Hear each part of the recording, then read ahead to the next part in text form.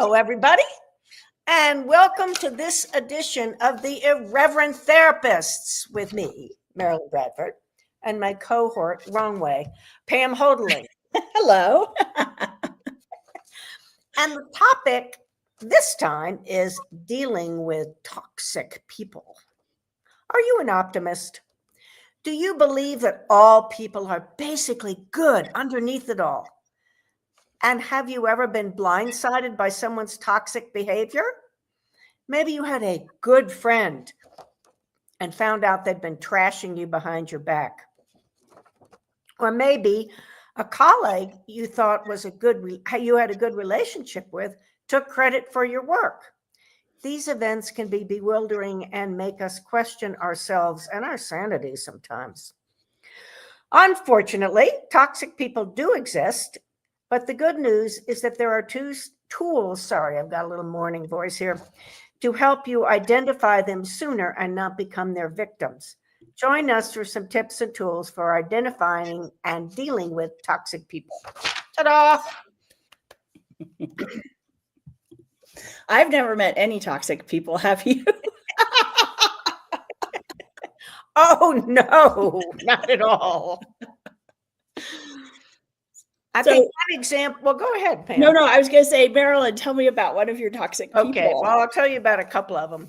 One of them was someone that I thought was a friend, and we did some things together.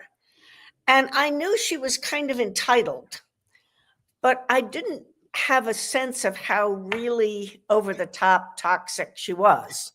And we were having lunch one day, and I said, well, I think I was musing. I think I'm going to call so-and-so and talk with them about the situation. And she said, I'll get back with you on that, whether or not that's a good idea. And then she went on to make several comments like that. I'll let you know. Well, yeah, I get that's a good thing for you. As if she knew more about me than I did. She was incredibly disempowering. And I looked back over our time together, and I could see some other instances of that. But I didn't even allow that to enter my kind of psyche because she had done some things for me. She'd organized some things for me. So that was one example. Another example was just an out narcissist. And I was aware that she was always talking about herself and about her boyfriends. Her having a boyfriend was a big deal. And it really came to a head when we met for lunch. I'd been busy for a couple of weeks, and she's talking about, and then, well, Glenn did this. And can you believe Glenn did that? And there was a pause, and I said, hey, I just facilitated 10 days of classes in 13 days, and it was really fun. And she said, oh, I know you like that stuff. And then you know what? Glenn called his mother again to talk about a soup recipe. I'm not even in the computation of this equation. But, sometimes the light just has to go off. Yeah. And there are people who are so blatantly toxic, tell lie after lie after lie, or are always demeaning, always gaslighting. But some of this more subtle stuff, it doesn't do you any good to make all the rationalizations and justifications about it. Well, I know they had a hard childhood. So what? Plenty of people with hard childhoods, difficult childhoods, like Dr. Dane here, turn out to be amazing, empowering people. Mm-hmm. So there's no excuse for toxic behavior. That's my take on it. And I think there's so many different kinds of ways that people can show up as toxic. But I think a lot of it has to do, like when I look in my life at the people I've known who I would call toxic, there's a lot of judgment involved. There was one person that I had to spend a lot of time with, and basically, she knew exactly how things were supposed to be and how everyone should be. Mm-hmm. And if you weren't living up to that, then you were wrong. Right. And she would use anything you gave her, she would use as a weapon. So, wow. if you were like, I'd be like, I'll try to explain to her, what's going on for me, or share something about my life. And the next thing I knew, it was being turned into another reason why I was wrong and everything. So it's, but there's the people who are just judging you constantly. There's people who, like you mentioned, are actually lying to you and misleading you or trying to disempower you. But there's, let me ask you this, Marilyn, to you, what is toxic? Like when we say toxic people, it's, a toxic what I think of is, this is bizarre, but the image that came up was acid that was burning away at a substance. Yep. I think that's what it is. These people are burning away at your very being. Yes. At your sense of self, at your, I'm okay. It's like, I'm going to make you wrong. I'm going to show you how superior I am to you. I'm going to completely ignore you. And you are just there to be witness to my life. To gratify my greatness. Exactly. Well, and with that, I love that image of the acid eating away, and what you said about it's, they're eating away at your being, because you might be wondering, how do I know who in my life is toxic? Yeah. Well, who are the people that when you're around them, you're drained of energy? Yes. That being around them, you go into doubt about you and what you're doing, and you feel like you're not enough, and they're reinforcing all that. Yes. It's people who, when you're around them, you could be in a great mood and having a great time and feel like you can actually do things and create things. And then you're with them and you realize what a pile of shit you are. Like those, yes. I'd say that's like your barometer, because there's the people who you choose to have in your life, and being them in your life creates greater for both of you. You're yes. in their life creates yes. greater for both of you. Yes. And, those are the people who nurture you and you nurture them and you contribute to each other, and then it's a very different thing when you're with someone and you become less because yes. you're with them. Because you're with them. And I do want to say one thing. Children are basically born egocentric. They just are. They have to be the center of the universe. And sometimes you'll find kids who seem to be kind of toxic. They want to be the center of attention. But they can grow out of it. And with good parenting or a teacher or whomever, they can be made aware that there are other people in the world besides you. Hello. Yeah. Yeah. No, that's a really good point. Because when you're an infant and a toddler and stuff, that having it all be about you is survival. Exactly. Exactly. But when you're 10, then it's just not, it's a different thing. Yeah, you can't take all the toys for yourself and hit Johnny in the head with one of them, that kind of thing. But that is the behavior that some people choose to never grow out of. And these are not people you desire to have in your life. With both of these people, I didn't have to have them in my life. They weren't family. They weren't part of my work, really. And what I did basically was ghost them. Not in a way, but they just, all of a sudden, I just didn't respond. Or they said, hey, can you meet for lunch tomorrow? Or, I'm like, oh, I'm so sorry. Or I'm really busy. I have other plans. That's basically what I did with both of them. Yeah. And then they just quit asking. But it can be more complicated if it's a person you have to be around, or if it's a family member, or if it's someone in your work circle. So what tools do you suggest, Pam? Well, having had an extended family member I married into, the family I married into had someone who was very challenging for both my husband and I to be related to. And I think what really helped is, first of all, acknowledging what's actually going on. Oh, good point. So, yes. When we acknowledge that this is not a person that we can have the kind of relationship with that we'd like to, they're not capable of that. Or don't choose it. Or don't choose it. What can we have? And so then to focus on that. So, like when I realized, it's the same person I was referring to before, when I realized that if I actually shared anything about myself, it was a weapon. I was giving her a weapon. One of my friends said, well, don't talk about that. Talk about, go do things together. And then you talk about the things you're doing and you talk about what you have done. Mm-hmm. And, and don't try to have that meaningful relationship with her. Right. So that really helped, just acknowledging this is what is, and this is the parameters within which, we have to function.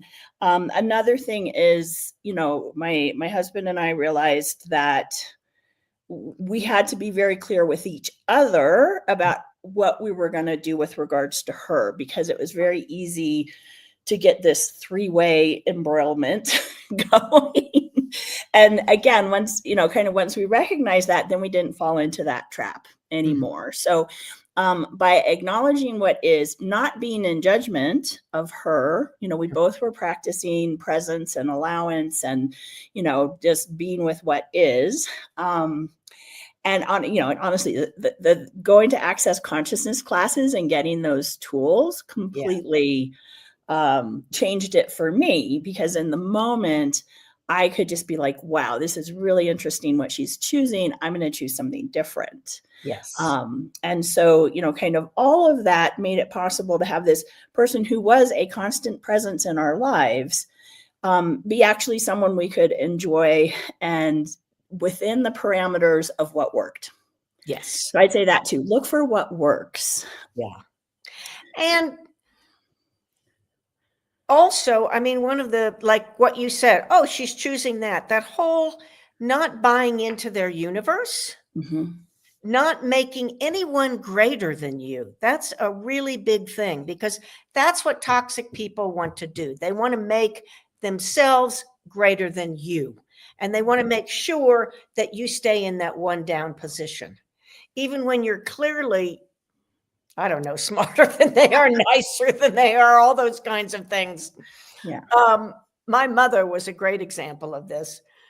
She used to say things like, well, I only criticize you so you know what you need to improve. So she was really addicted to criticism. But she would also, I grew up in a very prestigious academic town where my father was a professor.